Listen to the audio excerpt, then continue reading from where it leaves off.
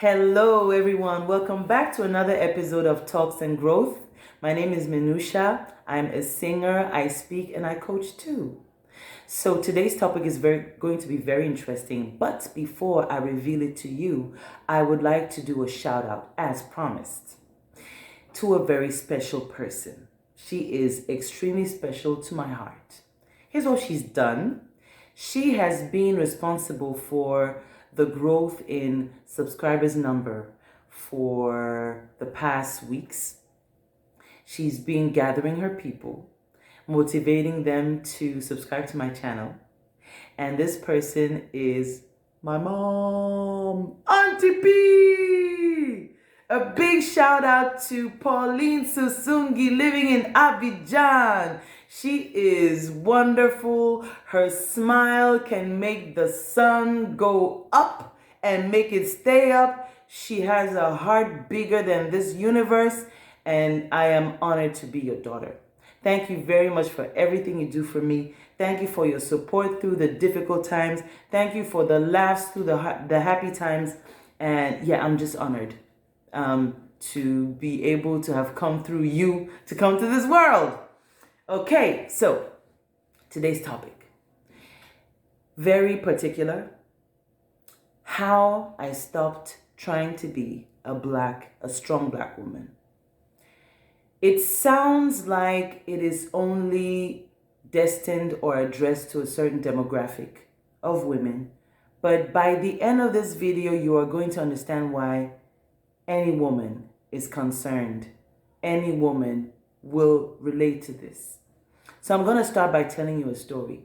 I'll take you back to 2011, and we'll go to Frankfurt am Main in Germany. Back then, I was in my early 30s. And I was working for an advertising agency specializing in digital marketing, very successful, worldwide known, but I was working in a team of women that were toxic, sadly. There was a strong culture of bullying, unhealthy competition, information retaining, put downs, you name it.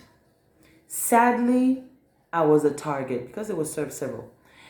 I was a target. Today, when I look back to that, I think I was a target because I'm naturally a person that is in need of harmony. And when you're that kind of a person in such a harsh environment, you will not thrive. I tell you that. So, here's what I'd like to tell you. I gave you the setting. But the very ironic thing about this team is that when it came to birthdays, all of that toxicity disappeared. There was also a very strong birthday culture with gift giving, singing a song, remembering the person, honoring the person. I don't know what the intent was, but that seemed to be the rare moments when the bullying was stopped. So it came to my birthday. And I came to my desk. I found cards and everything. I was happy. I was happy. And then came the time when the team would gather to wish me a happy birthday, to sing for me, and to give me a gift. So they sang for me. We gathered, and it was time to give me a gift. I received the gift, and what was it? It was a novel entitled The Help. For those of you that do not know, The Help is relates the story of black nannies, a couple of black nannies in the 60s in Mississippi. Black nannies working in white households. You can imagine the dynamics, the persecution, the prejudice, the put downs, the humiliations, and so on and so forth. So I'm giving this book. It's a wonderful book. I read it. Yes, I did. I watched the movie with main roles taken by Octavia Spencer and Viola Davis. That happened to be some of my favorite actresses in the world. So the problem is getting this gift and being told this is to remind you of what a strong black woman you are. It sounds nice. It sounds well-intentioned, and I'm sure they were well-intentioned in that moment. The problem is, with my story, with my perspective. Now, to give you another setting, I came to Germany when I was 18, and my first job was I was a cleaning lady in a rugby club. I worked my way from there, learning German, getting into university, studying communication design, trying to get into the corporate world, trying to get a lucrative job. I got this position as an account manager in the automotive industry.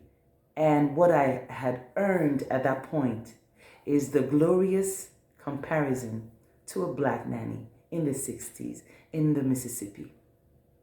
Needless to say, what I heard between the lines was, this is how much worth we give you.